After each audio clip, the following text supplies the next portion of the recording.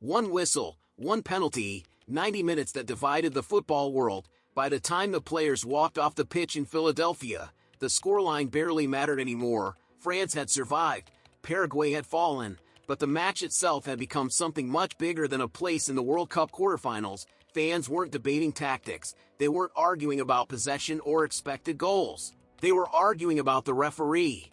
Every replay seemed to raise a new question. Every challenge sparked another debate. Every decision was scrutinized by millions of viewers around the globe.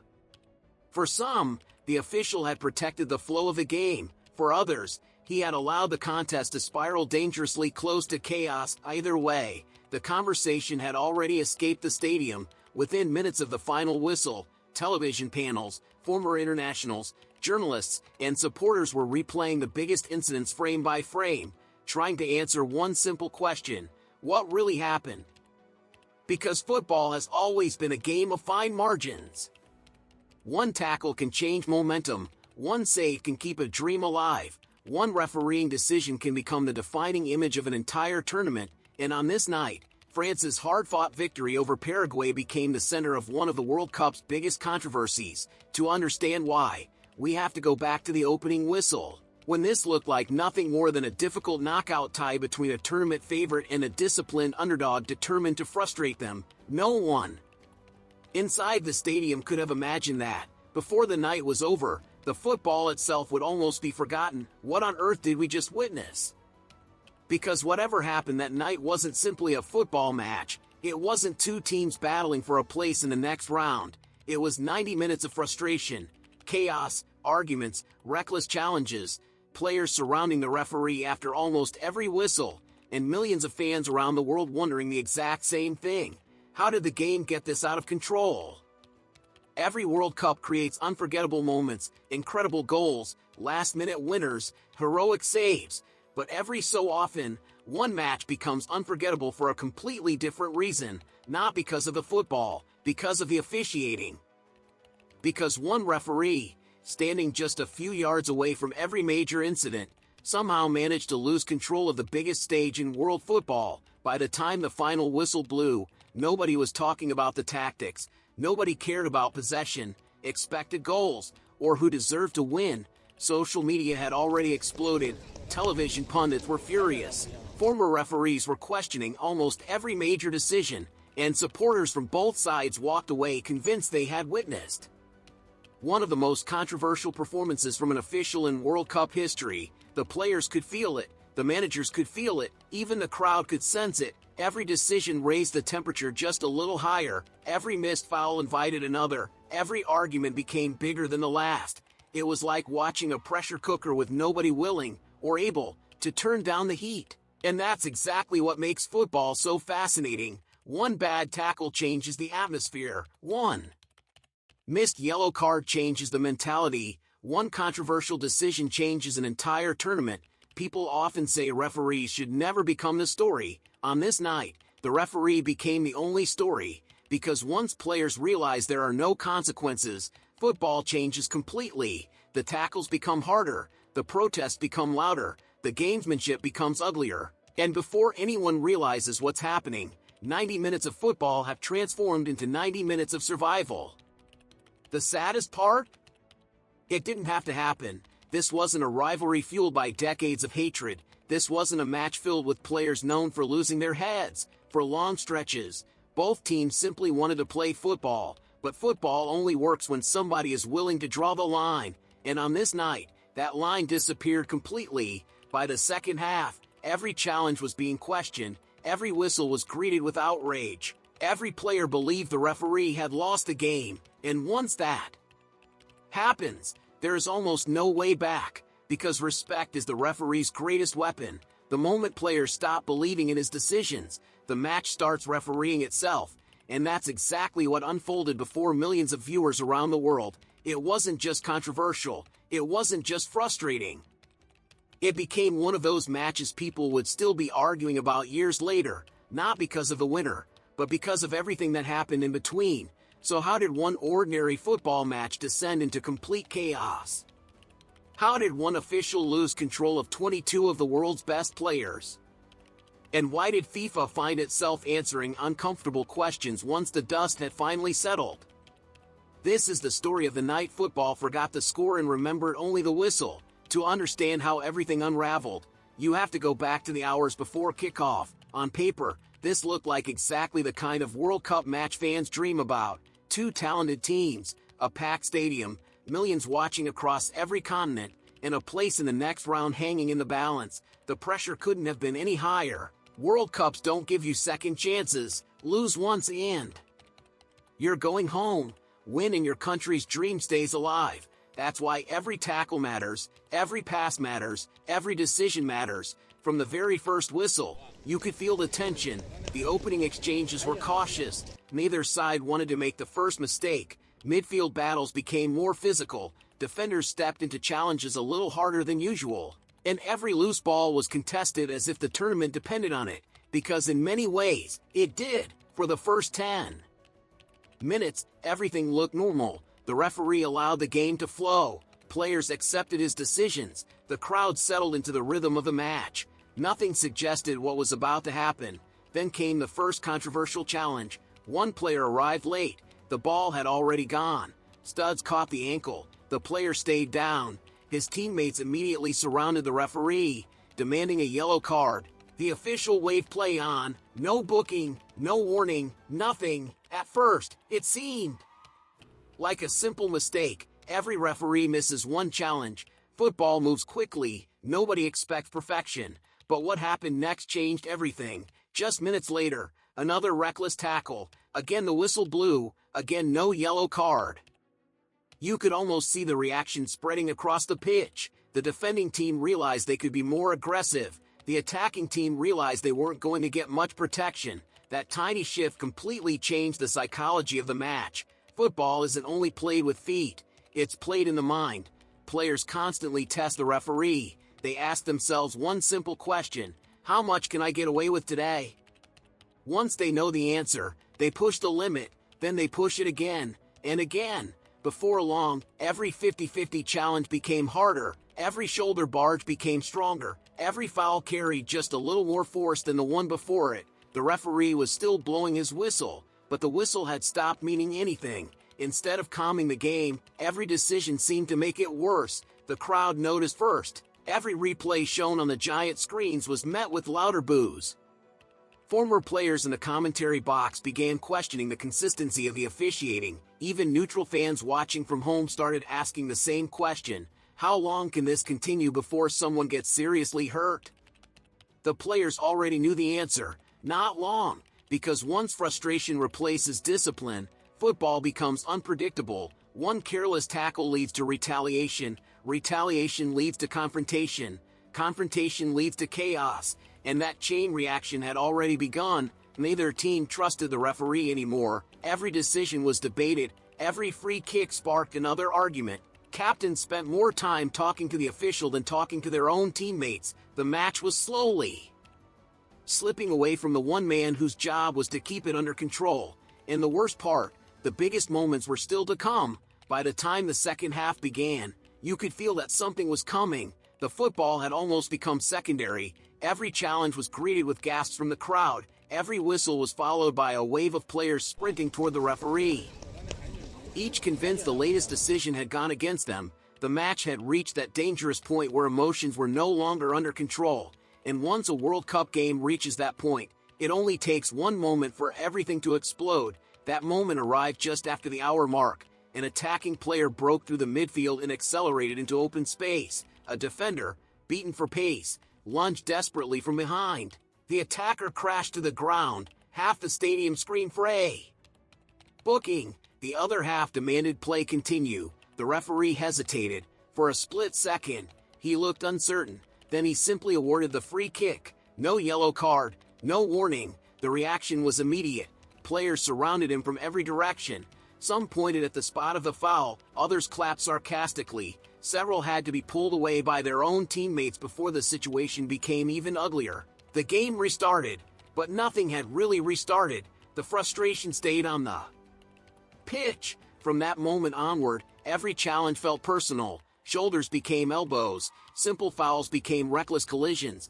Players who had spent years building reputations for discipline suddenly looked ready to lose their tempers. Even experienced veterans were shaking their heads in disbelief. The referee kept trying to calm everyone down with conversations. He spoke to captains. He warned defenders. He gestured with his hands. But football doesn't reward empty warnings. Players respect consequences. Without consequences, words become meaningless. It was becoming painfully obvious that the referee had chosen to manage the game instead of controlling it. And there is a huge difference. Managing works when players cooperate.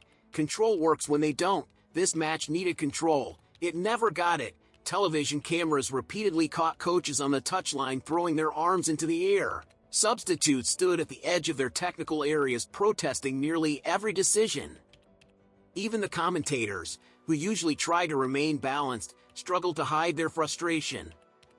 You could hear it in their voices. Every replay raised more questions. Every slow-motion angle made another decision look even worse. The tension inside the stadium became almost unbearable. Fans no longer celebrated good football. They celebrated winning free kicks. Every whistle felt more important than every shot on goal. That is never a good sign, because when the referee becomes the center of attention, the match has already lost its identity. And then came the incident everyone would spend the next several days arguing about. The moment that divided supporters, the decision that changed everything. One pass split the defense. The attacker burst into the penalty area with only the goalkeeper left to beat. For a split second, the entire stadium rose to its feet. This was it, the chance that could decide the match. A defender came racing back from behind. He stretched for the ball. Instead, he caught the player. The attacker tumbled to the ground. Immediately both teams reacted.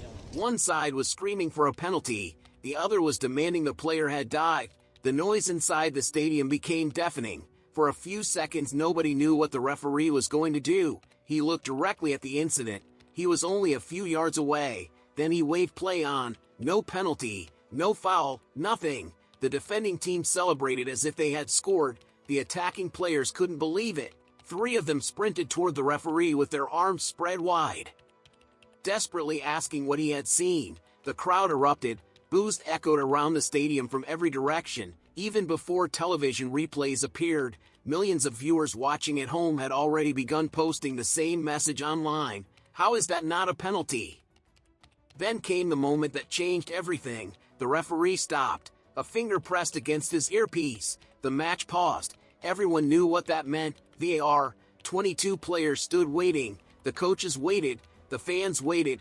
Nobody spoke. The giant screen showed nothing. Only the words, VAR check in progress. Those 4 words felt like an eternity. The referee stood motionless in the middle of the pitch, listening carefully. Finally he jogged toward the monitor. The entire stadium exploded. Some supporters cheered. Others whistled. Players from both teams followed him, trying to influence the decision before he had even watched the replay. One captain pointed repeatedly toward the screen. Another shook his head in frustration. The referee signaled for everyone to step back. Then he watched. One replay, a second replay, another angle, then slow motion. The tackle looked worse every single time. The defender clearly missed the ball. The contact was obvious. The attacker had every reason to fall. The referee stood silently for another moment. He took a deep breath, turned back toward the pitch, and pointed to the penalty spot. Pandemonium. Half the stadium erupted with joy. The other half completely lost its mind. Players surrounded the referee again, pleading for him to change his decision.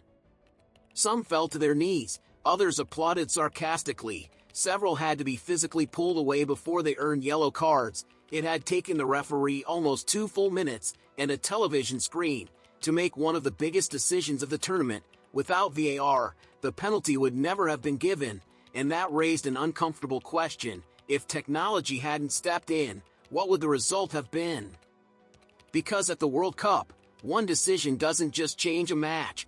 Sometimes it changes history. The penalty was converted. The net rippled. The stadium exploded. One side sprinted toward the corner flag in celebration. The other stood frozen, staring at the referee in disbelief.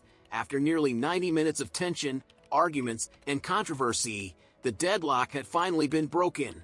But instead of calming the match, the goal poured gasoline on the fire. Every restart became a battle. Every throw-in became an argument. Players delayed free kicks. Defenders stayed on the ground after the slightest contact. Attackers demanded bookings for every foul. Nobody trusted anybody anymore. Not the opposition, not the officials, not even the clock. The referee suddenly discovered the yellow card he had been reluctant to use earlier. One booking became two, then another. Ironically, many people watching felt they had arrived 30 minutes too late. The cards were finally coming out after the match had already descended into chaos. That was the biggest criticism afterward. It wasn't necessarily that every single decision was wrong. It was the timing. Football is about prevention as much as punishment. A well-timed yellow card early in the game can stop 10 reckless tackles later. A strong warning in the opening minutes can prevent tempers from boiling over. But if those moments are missed, the game starts making its own rules. That is exactly what happened here. By the final whistle, players weren't shaking hands. They were still arguing. Some pointed back toward the penalty area.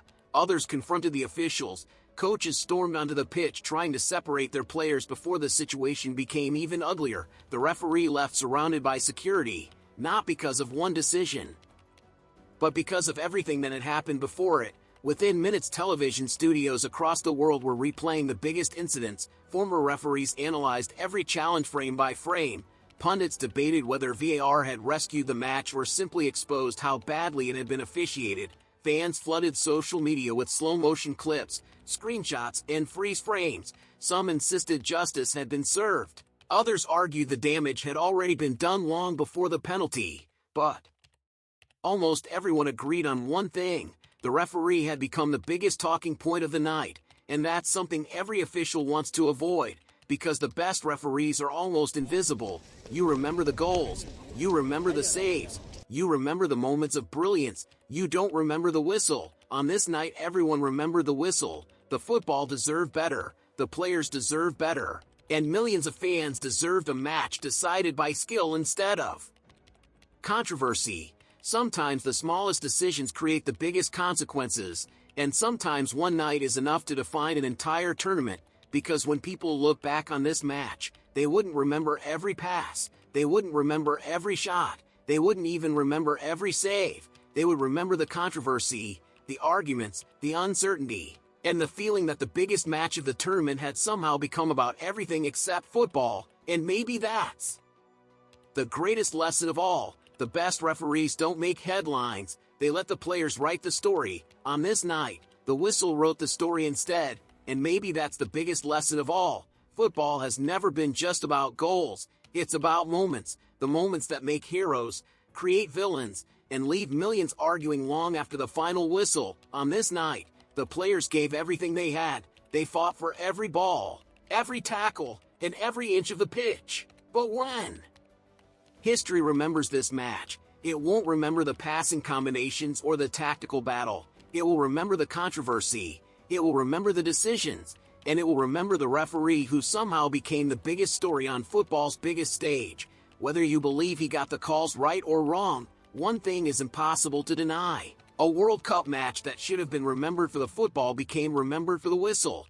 And that's something every player, every fan, and every referee hopes never happens again. Because when the final whistle blows, the game should belong to the players, not the officials. But on this night, football told a very different story. If you enjoyed this video, let us know in the comments, what is the most controversial refereeing performance you've ever seen? Don't forget to like, subscribe, and turn on notifications for more stories from the world's biggest game. Until next time, thanks for watching.